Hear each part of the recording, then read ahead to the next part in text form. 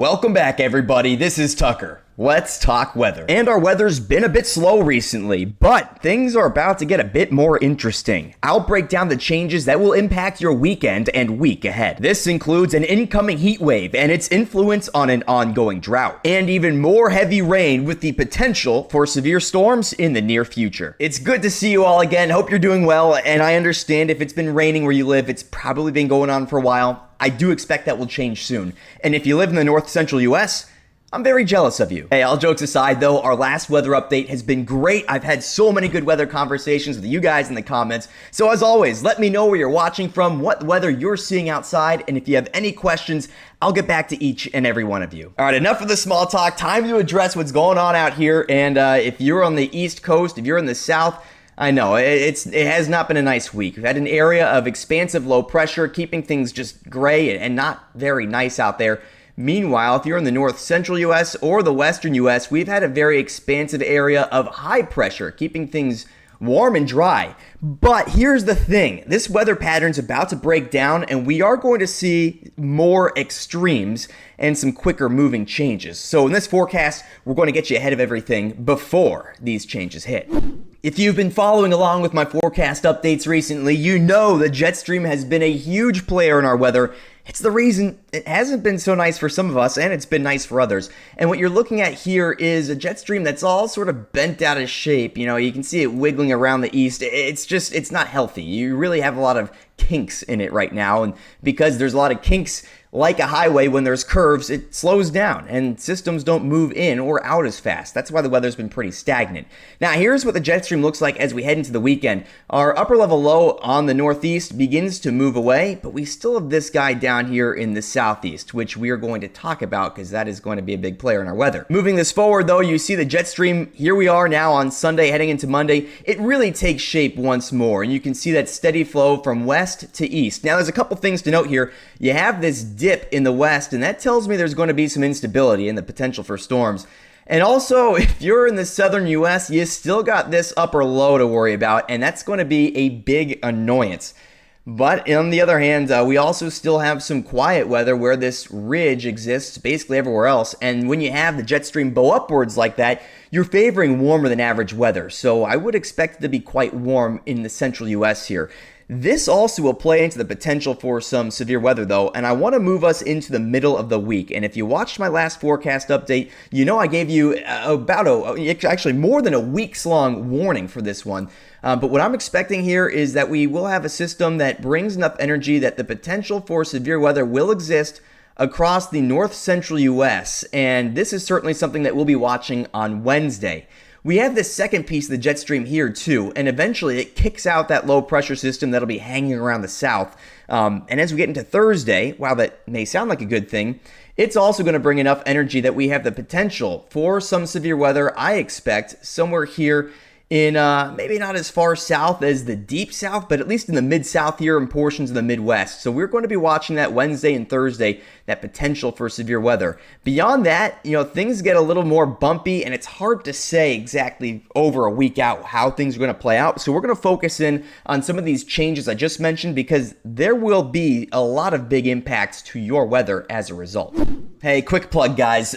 This is some of the best weather information you're going to find out there. I feel confident in that. So if you're not subscribed, be sure to do so, and I'll always keep you one step ahead. I'm going to kick things over to the drought monitor now because this is very important as it puts into context some of the high heat and changes we're going to see in this more extreme pattern coming up. And a couple areas stand out, especially the far southern US here, including the southwest and south central, and a good chunk of the plains region under some at least moderate, if not extreme drought conditions. Certainly, these are areas that are more vulnerable to higher heat, and you're going to see that play out. These are our temperature anomalies, basically how much hotter or colder it is compared to average for this time of year. And as we get into the weekend, you're seeing a very large area hotter than average, especially where that drought is.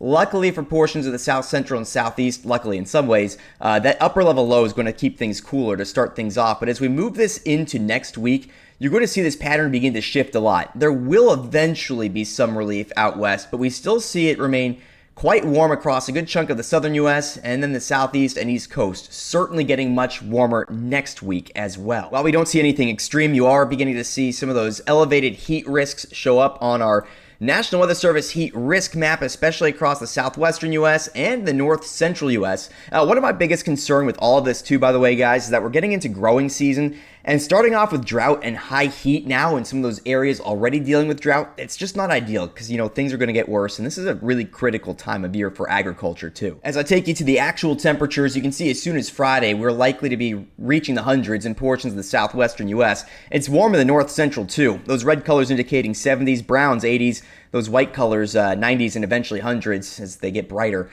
Now on Saturday, we're seeing highs in the hundreds, even into the valley in California. Across a lot of the southwest, you're seeing the chance to reach 90 in the north central U.S. And it is no coincidence that we see this heat show up where the drought is.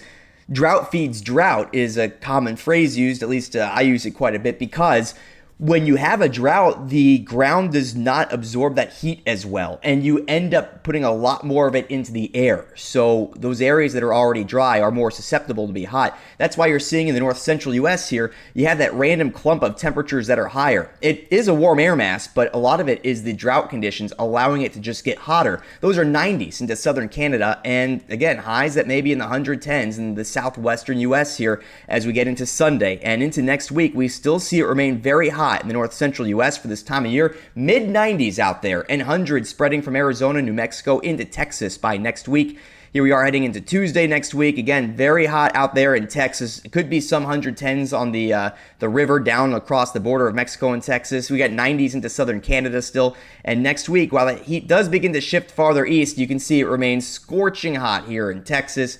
And it remains very hot out here into the north central U.S. too. I mean, that is some really anomalous warmth for this time of year. Now, in addition to the heat, some of these areas are also facing a potential severe weather threat, and others a lot of rain. So let's get back to our precip forecast and prepare you for more wet weather. By the way, if at any point you're looking for more detail on your location, feel free to drop it in the comments. I do personal forecasts, and they're free because I'm a nice guy.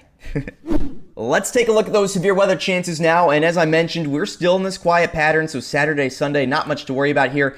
It's showing something for Monday, but I'm just not buying it right now. I'll watch it, just not buying it at the moment. Tuesday should be quiet, and then Wednesday, as I mentioned several times this past week now, we have a threat for some severe storms in the north central U.S. At least there will be potential. Not set in stone yet, but something I really want to watch. I've been talking about this for a little bit. Also on Wednesday, you see this little area in the Midwest / the South Central U.S. This expands heading into Thursday, and I expect Thursday will be the day, or at least the time frame to watch for severe weather to expand a bit farther east. Again, not set in stone, but we will be watching that, and you'll want to check back for updates on this. Let's take a look at our future cast, and what we're starting this off with here on Friday is rain continuing to move across the northeastern U.S. It's going to be a good soaker Friday for a good chunk of the northeast, at least the coastlines. That rain will eventually taper off on Saturday. And then we are going to begin to see our next low pressure system, actually by the weekend. You're already seeing it show up on Futurecast, but this guy here is going to develop and keep it quite rainy in the southeastern and portions of the south central U.S. through the weekend. We talked about that because we have the upper level low there too. Meanwhile, as we head through the entire weekend, it's going to stay very dry and sunny across the north central U.S. and the southwest, which is where we have those heat concerns. And again, the drought is going to be a concern there too. I'm going to move this, though, into next week, and what we begin to see is our next system begin to arrive on the west coast. This means there could be some rain out there for the northwestern U.S., shocker, on Monday. And our next system is going to develop over the Rockies as we head into Tuesday. And as we reach Wednesday, watch the north central U.S. here. That system begins to get its act together, and you see that threat for storms begin to pop up. So this is our severe weather threat here on Wednesday. Doesn't look like much now, but we're not really looking for details yet. Those will come in time. I'm telling you, there's certainly potential. And then on Thursday, again, I'm not seeing much here on our Futurecast yet, but I do expect we're going to see more activity show up here. Maybe some of this is going to move a bit farther south as we head into your Thursday as well. Otherwise, those are our big players, and we talked about some of the impacts they'll bring. And just in case you're curious, by the way, this is our total precip over the next 7 days.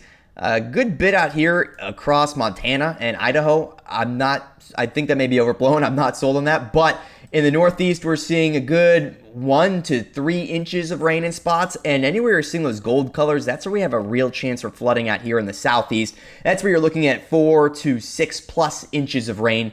Certainly a flooding rainfall, and it will be pretty rainy in the vicinity of the region too. Well, guys, like I said before, let me know where you're watching from. Let me know what kind of weather you're seeing out your window. I love weather. I love sharing it with you guys. I'm happy you're here. So I'd love to talk with you guys in the comments and provide any weather insight I can. Like I said, if you haven't subscribed yet, be sure to do so and check back. We do these updates regularly, and if there's anything you want to learn about, I'm happy to at least enlighten you or even make a video on whatever topic you're interested in. I'll see you guys back here next time.